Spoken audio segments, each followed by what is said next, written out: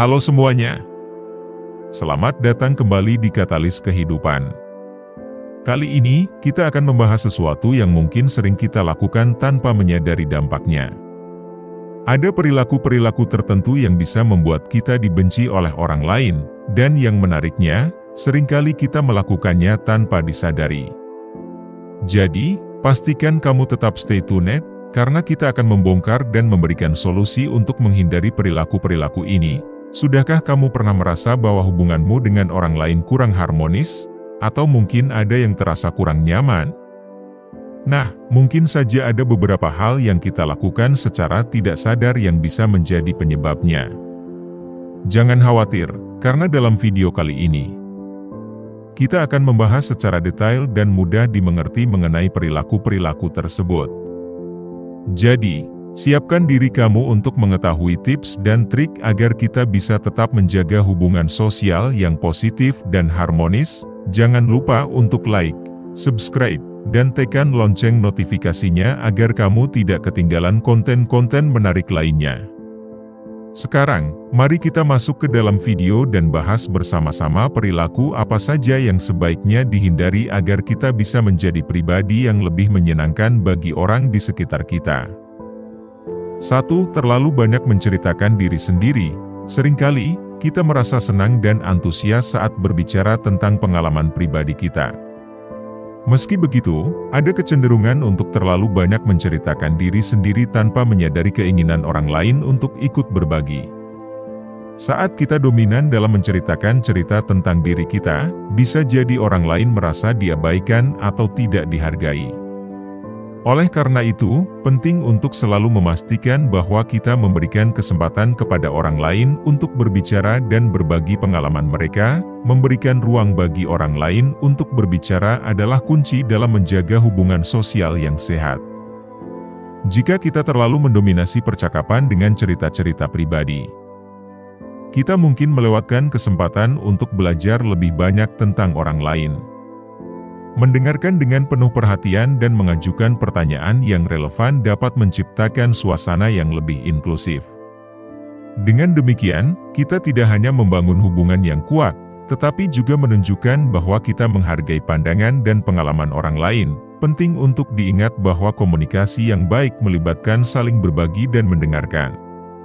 Dengan menjaga keseimbangan antara menceritakan diri sendiri dan memberi ruang kepada orang lain, kita dapat menciptakan hubungan yang lebih positif dan saling menghargai. Oleh karena itu, mari kita selalu berupaya untuk menjadi pendengar yang baik dan terbuka terhadap pengalaman orang lain. Sehingga interaksi sosial kita menjadi lebih berarti dan membangun kedekatan yang lebih erat dengan orang di sekitar kita. 2. Menasehati di depan banyak orang. Seringkali kita merasa dorongan untuk memberikan nasihat atau kritik di depan banyak orang, mungkin karena ingin membantu atau memberikan wawasan. Meskipun niatnya baik, kita harus berhati-hati terhadap dampaknya. Memberikan nasihat di depan umum dapat membuat seseorang merasa dipermalukan atau terpojok, terutama jika masalahnya bersifat pribadi. Oleh karena itu, penting untuk memahami bahwa momen-momen tertentu lebih cocok untuk memberikan saran, yaitu pada waktu dan tempat yang lebih pribadi. Sensitivitas merupakan kunci ketika berbicara tentang memberikan nasihat. Meskipun kita mungkin memiliki niat baik, orang lain dapat merasakan bahwa kritik atau saran di depan umum tidak hanya berdampak pada mereka secara personal, tetapi juga bisa merusak hubungan sosial. Sebaiknya, kita simpan kritik atau saran untuk momen yang lebih intim dan pribadi, di mana orang yang bersangkutan dapat menerima informasi tersebut dengan lebih baik tanpa tekanan dari penonton yang hadir. Ketika berbicara tentang nasihat, kunci utamanya adalah komunikasi yang tepat. Menyadari waktu dan tempat yang sesuai untuk memberikan nasihat adalah langkah pertama menuju komunikasi yang efektif. Dengan menjaga kepekaan terhadap perasaan orang lain, kita tidak hanya membangun hubungan yang lebih kuat, tetapi juga memberikan bantuan yang lebih efektif. Oleh karena itu, berpikirlah 2 kali sebelum memberikan nasihat di depan umum, dan pastikan kita selalu mempertimbangkan perasaan orang yang menerima nasihat tersebut. 3. Membahas rencana di depan orang yang tidak diajak.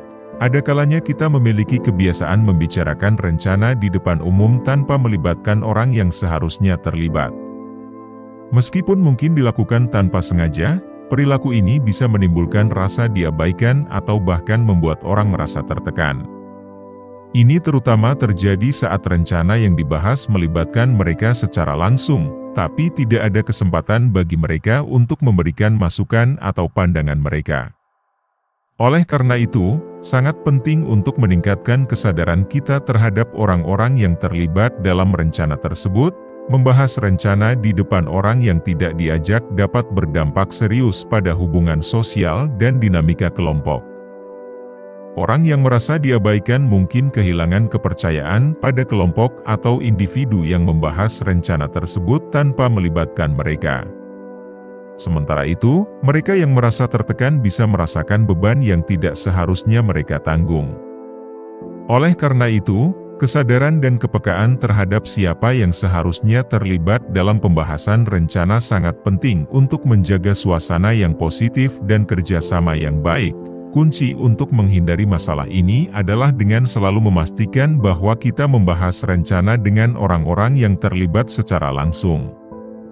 Dengan melibatkan mereka sejak awal, kita tidak hanya menghargai peran dan pandangan mereka, tetapi juga menciptakan lingkungan yang terbuka dan inklusif.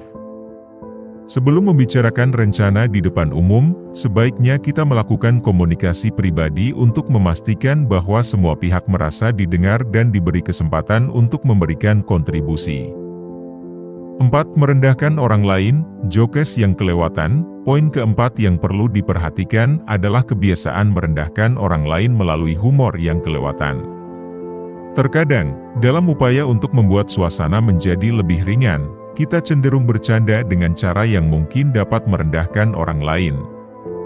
Namun, perlu diingat bahwa batasan humor setiap orang berbeda, dan apa yang mungkin lucu bagi satu orang bisa menjadi menyakitkan bagi yang lain. Oleh karena itu, sangat penting untuk lebih berhati-hati dalam memilih kata-kata dan memastikan bahwa bercandaan kita tidak melibatkan unsur penghinaan atau merendahkan. Menyadari batasan humor tiap individu adalah langkah kunci dalam menghindari merendahkan orang lain melalui bercandaan.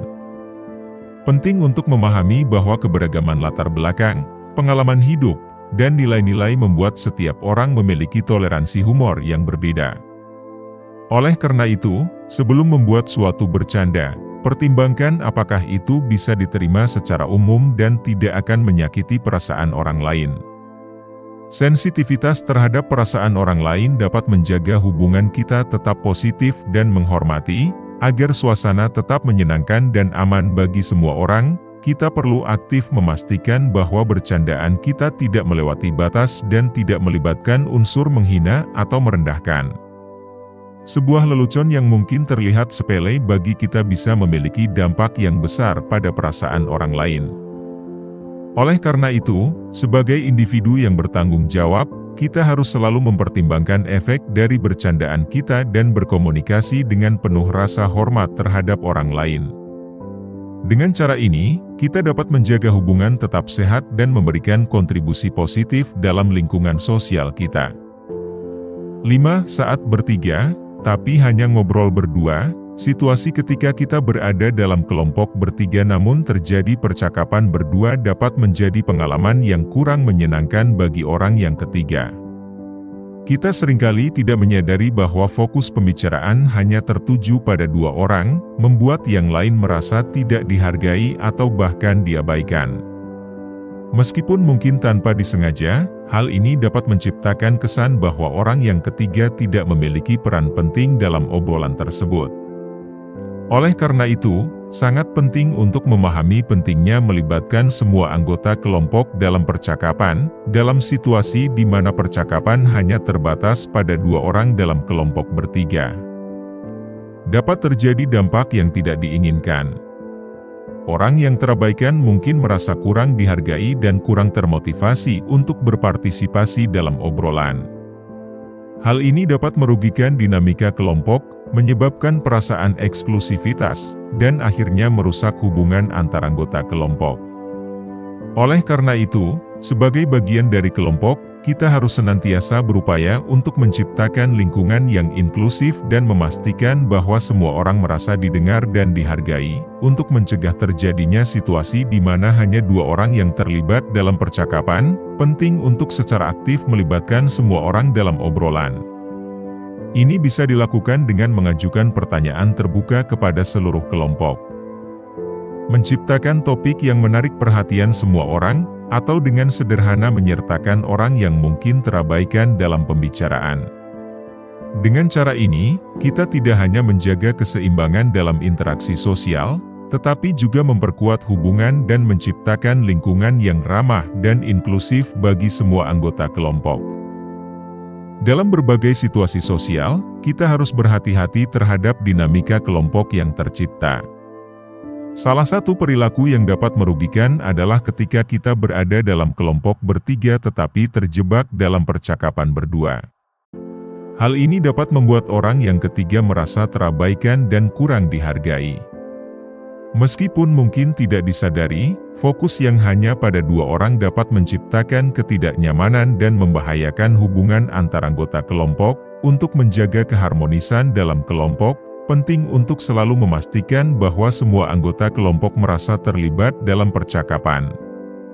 Ini bisa dicapai dengan melibatkan semua orang, mengajukan pertanyaan terbuka, dan menciptakan suasana yang inklusif.